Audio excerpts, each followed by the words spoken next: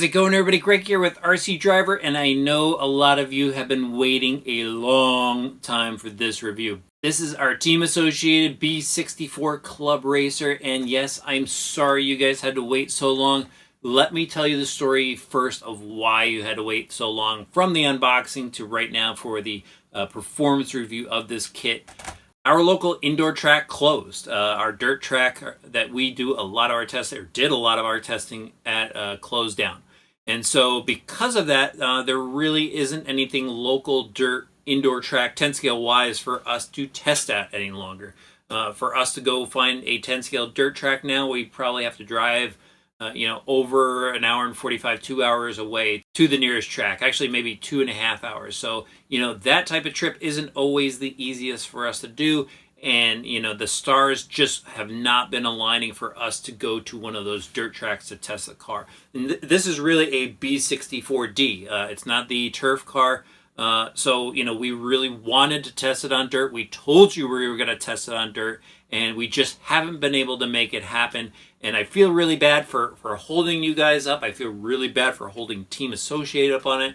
But that's the backstory. That's what happened. So since it's been around for a long time, I said, you know what? I have to get something done on it. So I decided to just go and try it on turf. But before I get into that, let's just go over some of the features of this vehicle really quickly. Hopefully you did see that unboxing video. I showed you guys a lot of what comes in this kit. And now I just want to go over some of the features of it, and we'll get right into the action. And I'll tell you about the performance so you guys know what's going on with this machine. All right, so you can see from the outside, it does come with a J-Concepts body and wing here. I did the little custom painting myself, just knocked a quick paint job out with my airbrush set. But, very cool. I actually went, and did a little bit of modifications first. I used Velcro to hold down the body. I actually cut the body posts off, just kind of the thing that racers are doing with their kits. But other than that, I didn't do much more to it. So let's start off with the front of this machine. What's really cool is it comes with those aluminum pivot blocks like I told you. They are the HRC blocks for a dirt vehicle, but they are aluminum and they do have the inserts in there so you can adjust everything. This does have composite suspension arms. It's not the hard arm that Team Associated offers. Again, they are making this kit, trying to get it within a price point that people can afford. That's why it's the Club Racer here. They don't have the hard anodized shocks on here. These are just regular anodized shocks. But they work really well. They're a nice aluminum shock. They build really well. It feels nice and smooth. I don't even actually see myself upgrading when I do go and run this machine. I'm just going to run it as is. It runs great. For the type of racing that I'm doing, I'm kind of a club racer at this point. I'm not as fast as I used to be, but I can still hold my own, and for what I'm going to be racing, these shocks are definitely going to work great. The shock does have titanium nitride shock shafts, so it does operate smooth. I mean, I love the shocks. I can't say enough about them. And of course, they're mounted to carbon fiber shock towers front and rear. They have these aluminum posts for the shocks. I mean, so there really isn't a lot of skimping here. Again, it's a club racer meant to be affordable, but there's not a lot where Associated really cut out on this vehicle. It has the aluminum hub carriers, composite steering knuckles, but the adjustability is there as far as raising the knuckle height, and of course you could alter your camber rod height and everything like that. And again, these camber rods are adjustable. They work really well. Even the ball cups, Associated a while ago had a ball cup issue. That's completely gone. These ball cups stayed on nice and tight, and I'll tell you about the performance part. They really took a beating. But we'll get more into that later. Universal axles front and rear. They go up to the lightened out drives. Lightened out drives on a club racer car. That's pretty cool. Fluid filled gear diffs front, center, and rear. And the diffs work really well. They build nice and smooth. No problems with leaking whatsoever. I'm going to work my way through the car. Those diffs sit in, easy to access diff cases here, and they're very strong diff cases. Don't see an issue happening there. We've got good bracing up front. We've got aluminum braces back here that integrate into the servo mount on here. The center brace out back. The drive shaft runs through the center. Pretty neat little setup. But anyway, back to the steering. Dual bell crank steering. No servo saver on here. We don't need servo savers anymore. These servos are strong. Even this servo, it was pretty strong. I'll get to that later. But this is the included servo with the vehicle. They include a servo, they include the speed controller, they include the motor. That's everything that comes with the Club Racer. It's what makes this vehicle unique. Okay, let me just flip this over for a second. It's got the hard anodized aluminum chassis on here, the plastic side guards. Let me see, moving back, we've got our battery. It sits over here. It uses a shorty style lipo pack. Super easy to get to the battery with just this one thumb screw here. And this little battery strap just pops up and out. And then, of course, out back we have the aluminum pivot blocks, just like we found in the front with the inserts in it. So you have the tuning there. The arms, again, they're very strong, and not the hard arms, but they are very strong arms. Pretty beefy hub carriers outside to support the axles. And, of course, again, we've got the carbon fiber shock tower, adjustable camber links. It does come with a rear sway bar. Does not come with a front sway bar, but it does have the rear sway bar. And, sturdy wing mount. And overall, I really like the setup of this car. It is a very cool car. And again, what makes this thing special, it is the Club Racer version. There is minor changes throughout the car, but that is done in order to provide you with some electronics to get you going for club racing. So as I mentioned, I did go to a turf track to test this. This is a dirt car, but I made a few changes, which I'll go over to get it hooked up for turf, and I was able to get it hooked up for turf. And I also actually ran it on a carpet track just to give you guys a couple of varieties of surfaces. But again, no dirt right now, and I wanted to show you guys this thing running, so let's check it out.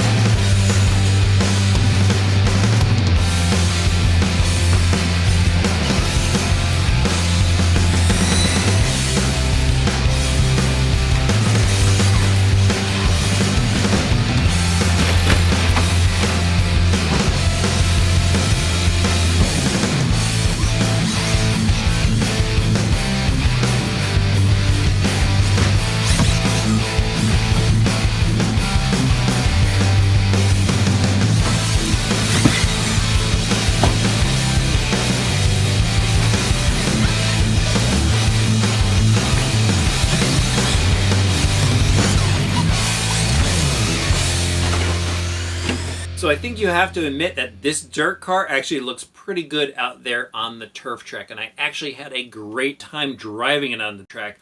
It was a bit of an experience to get used to, but after I got it figured out, I was able to lay down some pretty fast laps with this machine. All right, now let me go over a couple of the things that I did in order to get it ready for turf, and it was just a little bit. Actually, what I did was I went over to the Team Associated website, looked up Brent Thielke's setup for turf, and actually used his shock setup front and rear for this vehicle.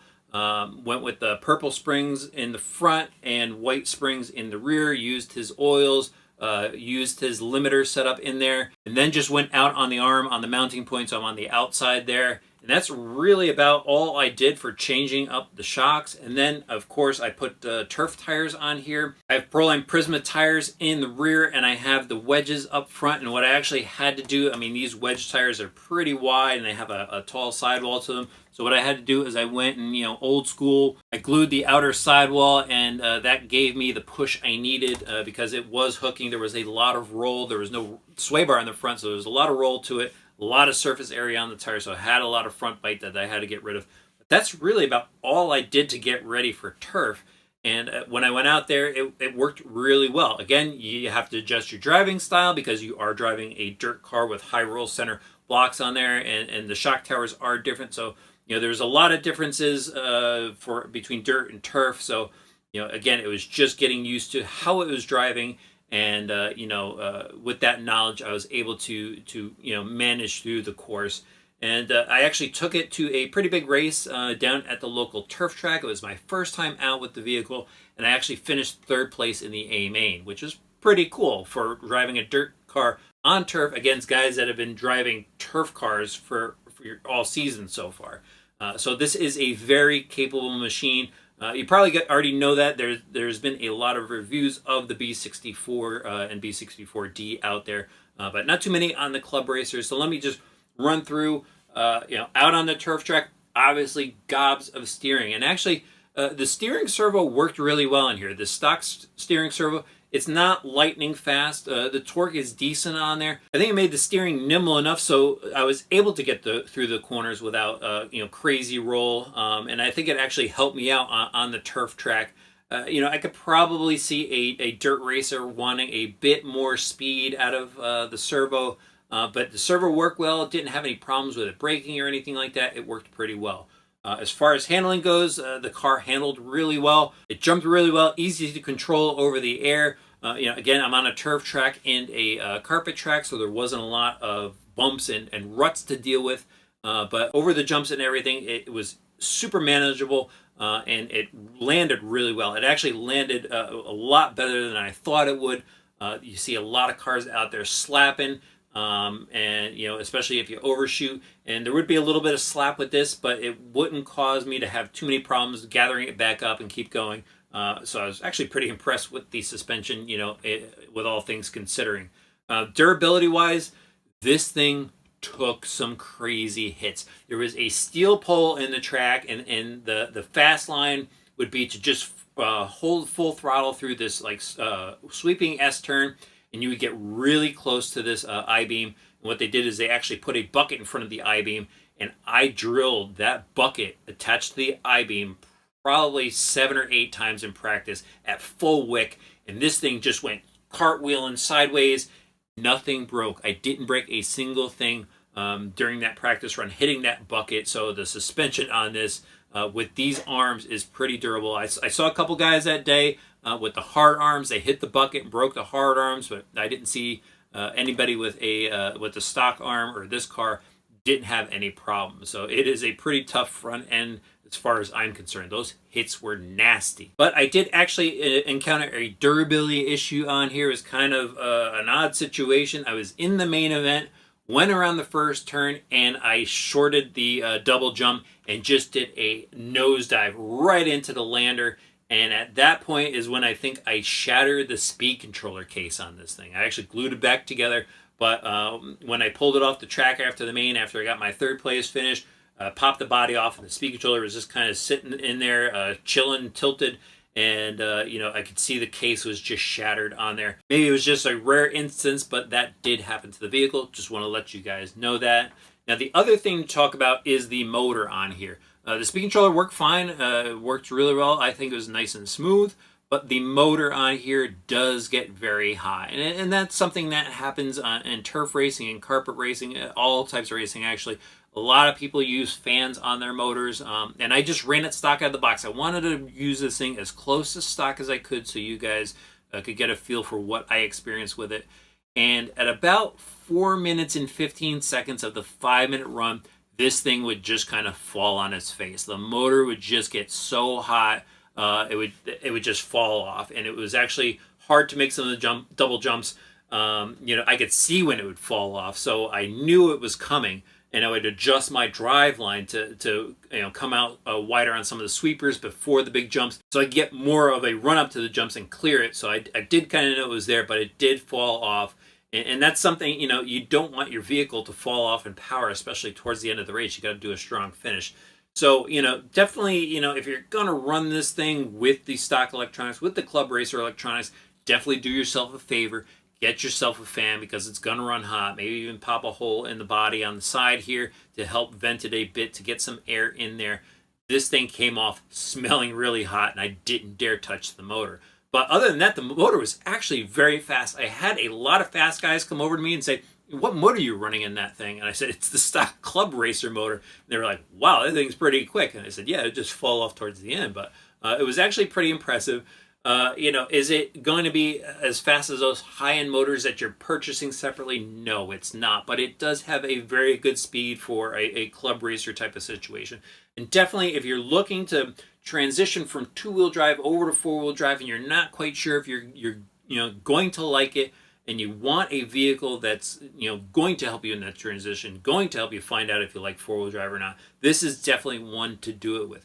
If you race at a club where you're not racing against guys that are just spending gobs of cash on motors and batteries and having the best speed controller and tuning this and that and the other thing, the timing and everything, this is a cool machine to have. I think Team Associated did a great job here. I think a lot of people will like trying out four-wheel drive and just having fun in a club racing situation with the B64 Club Racer. All right, guys, I think that pretty much wraps up everything I have to say about this machine right now. I do want to show you guys this vehicle on dirt and maybe give you my thoughts. I would like to do that. I'm not going to promise doing that, but definitely hit that subscribe button and the notifications bell just in case I'm able to do it. You'll be able to see when that video pops up. If you did enjoy this review, please give it a like. If you have any questions or comments, throw it in the section below. And of course, you need some more RC information, head over to rcdriver.com.